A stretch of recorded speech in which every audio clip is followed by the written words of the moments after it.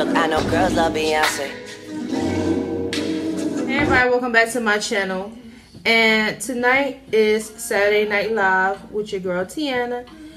And it's not really Saturday for me. When you get this video, it's Saturday, but today's Thursday. This video is going to be pre-recorded because I work this weekend. So I want to keep, you know, these videos going up. So some Saturday Night Live videos I am going to have to pre-record. And if you all are cool with that, I'm cool with that too. You know, just gonna keep it how it's going. If you follow me on Instagram, you've seen a picture that I put up using Midori liquor, and I absolutely love the cocktail that I was trying out. So I took a picture, I put up on Instagram. So make sure you follow me on Instagram at Tianna Life, and you will see like behind the scene things before YouTube sees it. Okay, so I'm gonna make that drink here for you guys tonight. Now it's called a fruit cocktail. I'll tell you why.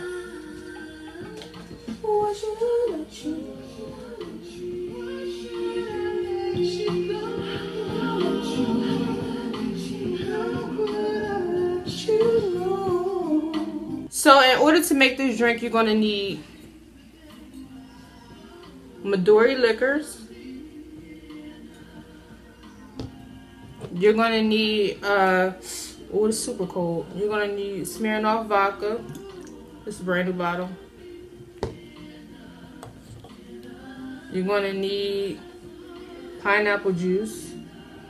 You're also going to need a glass. Now I put fruit in my glass. You don't have to.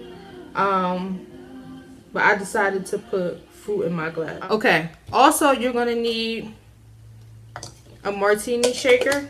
I picked up mine from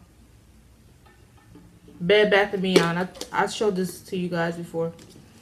So the great thing about this martini shaker, and it's made by XOX, is that you have your measuring right here. So for this, you're gonna need 1 ounce of Midori melon liquor. And in the shaker, I have ice cubes as well. You're gonna need 2 parts of vodka. So that's 2 ounces.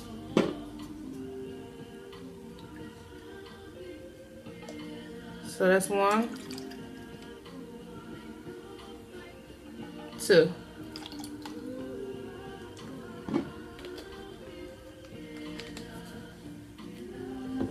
And you're gonna need 1.5 ounces of pineapple juice, or you know, however much you want to use. But I'm gonna use 1.5. So that's the whole lid. And you shake it for 15 to 30 seconds. Now, like I said, you don't have to put fruit in your glass, but I think it makes it pretty, and that's why I called it a fruit cocktail. And this is what you have. A melon ball. Fruit cocktail, whatever you want to call it. So anyway, it's Saturday for you all. I'm at work, so make sure you leave comments below. Let me know what you are doing tonight, and we can chat in my comment section below. Let me know what you're sipping on, what you're drinking on, how your week has been going.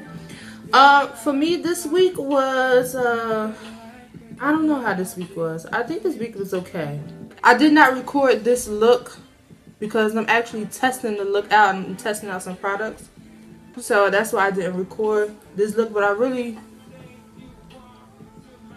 like how the look came out though. I'm going to have a hair update coming soon.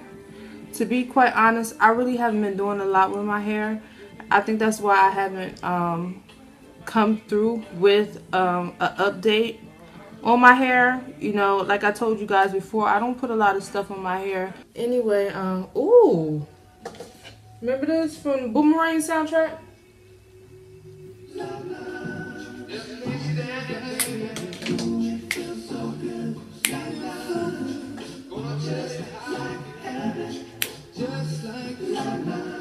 just can't stand it, baby. It's been 2 years, and if you've been a follower of mine for a long time,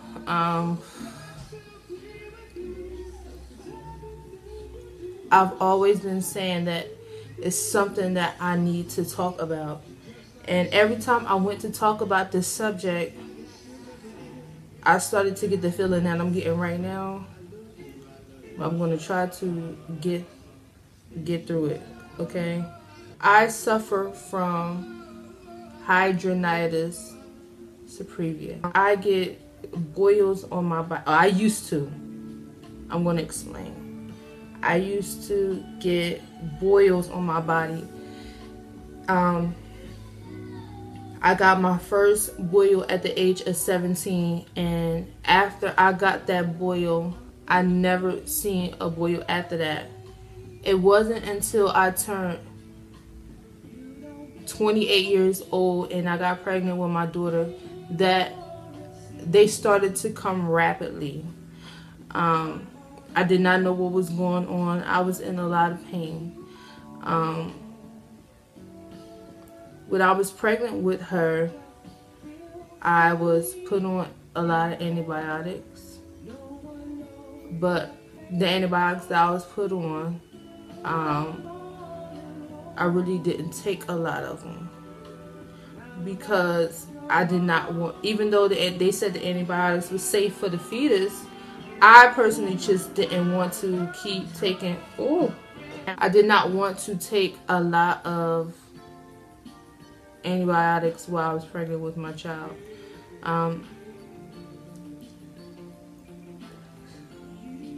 Once the diagnosis came down for my hidradenitis suppurativa, I also was diagnosed with MRSA. And this comes with being in the medical field. I can't get too deep into the situation. I was diagnosed with MRSA, and I was hospitalized while pregnant. I stayed in the hospital. It's funny because the day I went into the hospital, my husband was coming out of the hospital because he had had a seizure. So as he's coming out, I'm going in. It was a very, very difficult time in my life. I cried a lot. I was depressed a lot.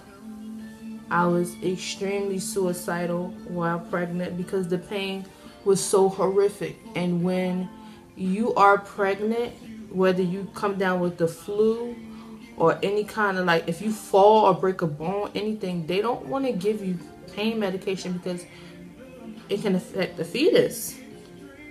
So all that pain, you feel that, plus carrying a baby.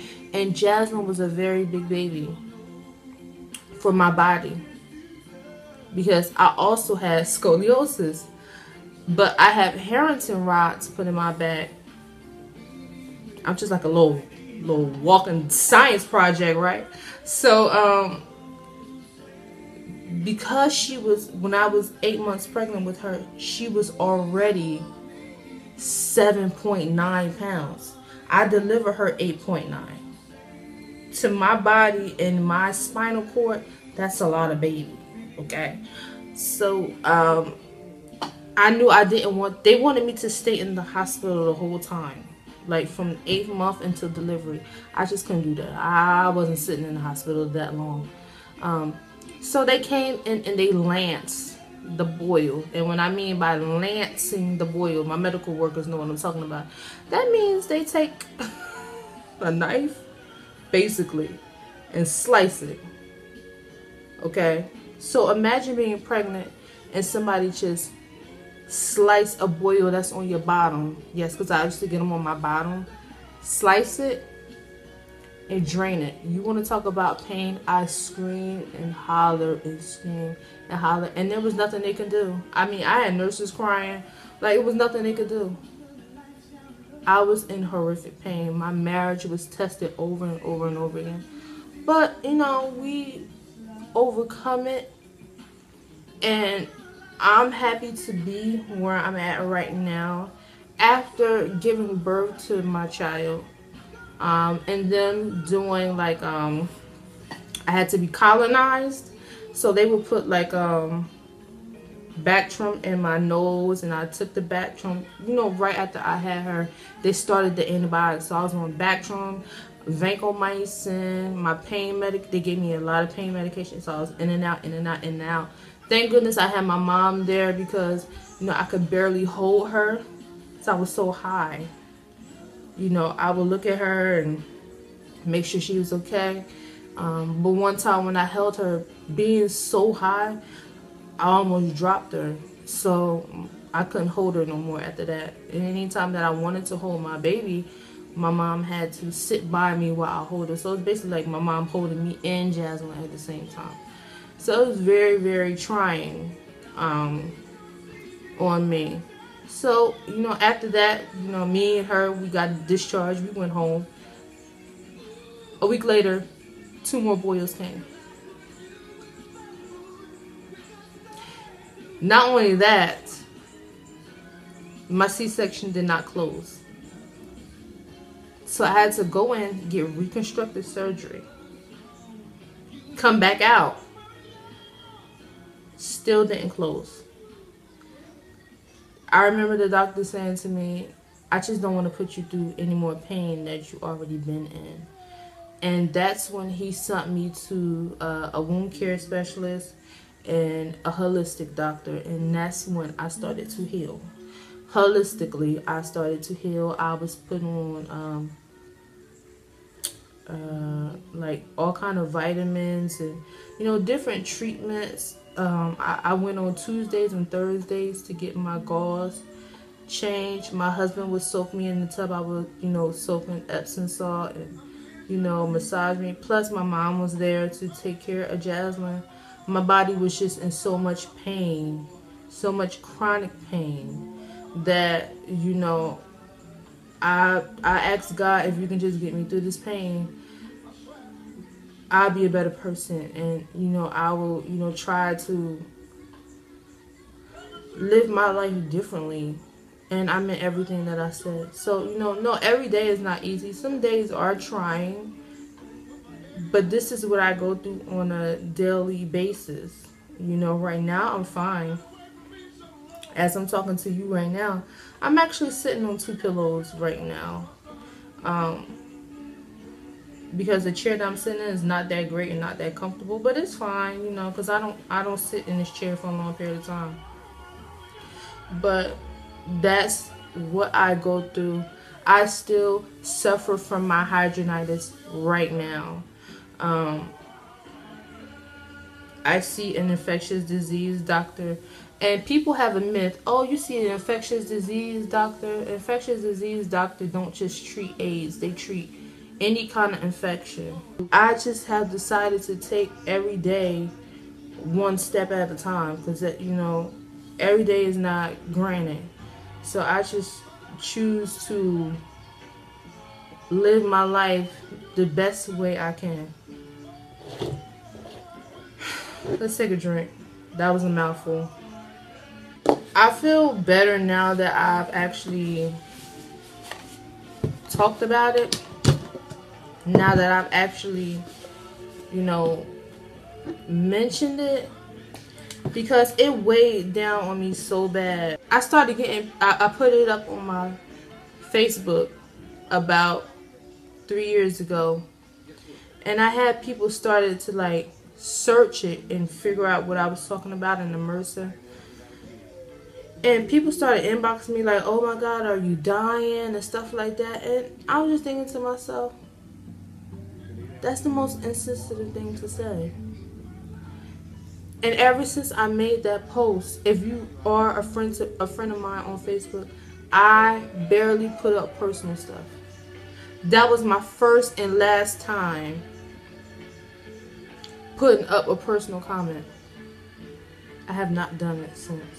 What goes on in my house goes on in my house.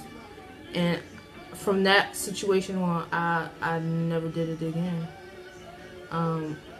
But I'm telling it to you all because I know it's somebody right now that is going through a chronic condition that nobody understands but you. Because you have good days and you have bad days, and then you have some days where you're suicidal and people just don't get it. Because it's some days I literally can wake up, and this is a fact, I can lay down tonight and wake up tomorrow and have a boil this big.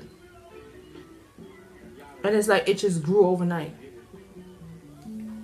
But since I know my body and I know my situation, I avoid certain things. Actually, when I go see the doctor, I'm going to ask her if she can send me to an allergist, because I believe it's certain foods that cause it. Those food I actually cut out. Wheat, tomatoes, potatoes, peanut butter, which is all the things I love. Tomato sauce, peanut butter, potatoes. That stuff I love. But since I've cut those certain foods, soy, since I cut stuff like that out of my diet, I haven't really had a problem, you know. Even when it comes down to my alcohol, I try to drink, like when I'm showing you these drinks, I'm actually using gluten-free alcohol. Smirnoff makes gluten-free, and of course I'm not promoting Smirnoff. They didn't send me a check, but I'm just telling you, Smirnoff, this is a gluten-free alcohol. Patron is a gluten-free tequila. Tito's Hard Way is a gluten-free vodka, and there's a gin and something else that's gluten-free. So if you do have a gluten allergy, like me too, I haven't been diagnosed with it, but I know for a fact gluten plays a big part in me getting boils, so I've cut it. It's certain foods that can cause you to have a reaction. That's basically what I'm trying to say. So anyway, to all the people that are home and they suffer from a chronic illness, just know that you're not alone, and know that, you know, I understand where you're coming from. I know what it's like to be in pain every day. You know, I've been there before. It's not easy. And, you know, your family wants you to hurry up and get better because they seen you good yesterday, but you're not good today, and they don't get it. They don't understand why. Like, why you don't feel good today. I need you to feel good today because we got somewhere to go, and I want you to go. And you telling me that you can't get out of bed, and I really want you to get out of bed because I want you to come with me. And you like, but I just can't do it today.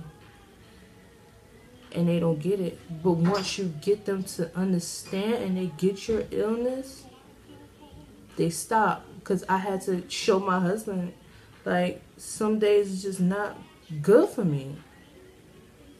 But I've overcome it, and I'm a better person now. So it is what it is.